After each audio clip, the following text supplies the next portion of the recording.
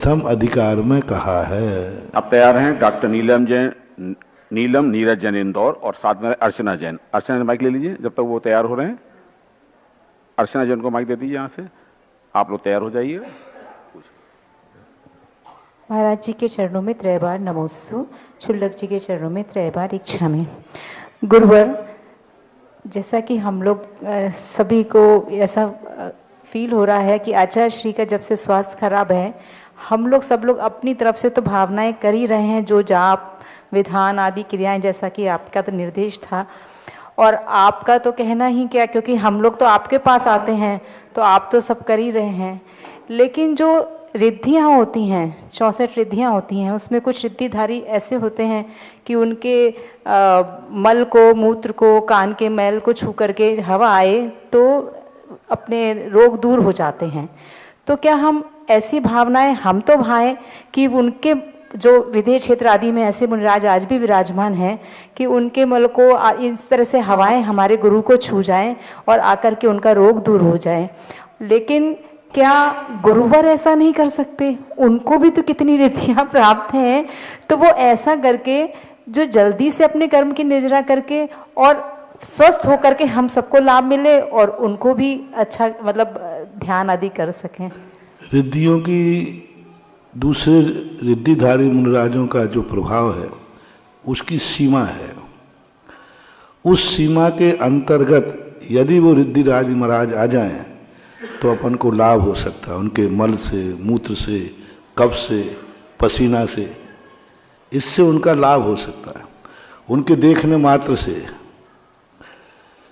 सांप ने काट लिया और निर्विष रिद्धिधारी मुनिराज आ जाएं, वो मात्र उसको देखेंगे, देखते ही जहर उतर जाएगा।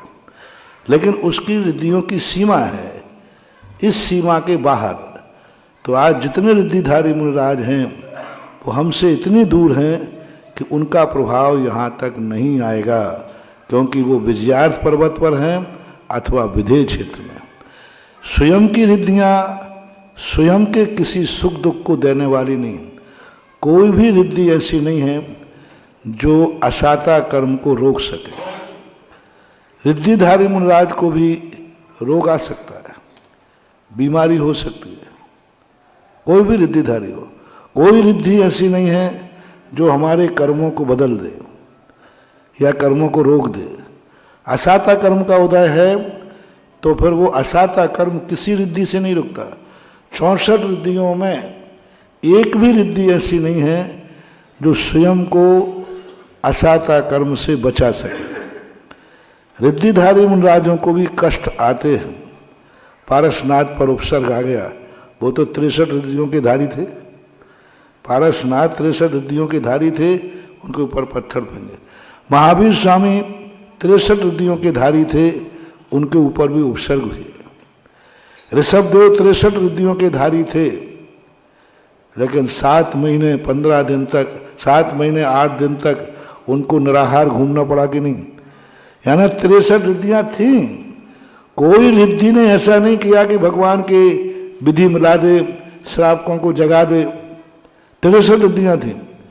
तो रिद्धियां कष्टों को दूर नहीं कराती।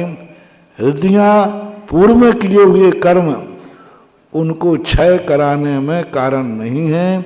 वो मात्र आत्मा की शक्ति दिलाती हैं, सहन करने की क्षमता। जैन दर्शन की सबसे बड़ी विशेषता है जैन दर्शन, और जिसमें साधना दुखों को दूर नहीं करती, दुखों को सहन करने की शक्ति देती है, शक्ति देती है। मुनि व्रत में कोई भी एक भी मंत्र नहीं, एक भी हम लोगों के लिए कि हम दुखों को किससे दूर करें। बस हमारे यहाँ कहा वस्तु स्वरूप विचार खुशी से सब दुख संकट सहा करे। बस सहन करने की शक्ति आ जाए, और वो तो मेरे पूज्य गुरुदेव में सहन करने की शक्ति तो खूब है। डॉक्टर नीलम नीरज जैन बाद में तैयार रहेंगी। नानी जी। महाराज जी के चरणों में नमोस्तु, क्षुल्लक जी के चरणों में इच्छामि। महाराज जी, मेरा प्रश्न है कि क्या भाग्य में पहले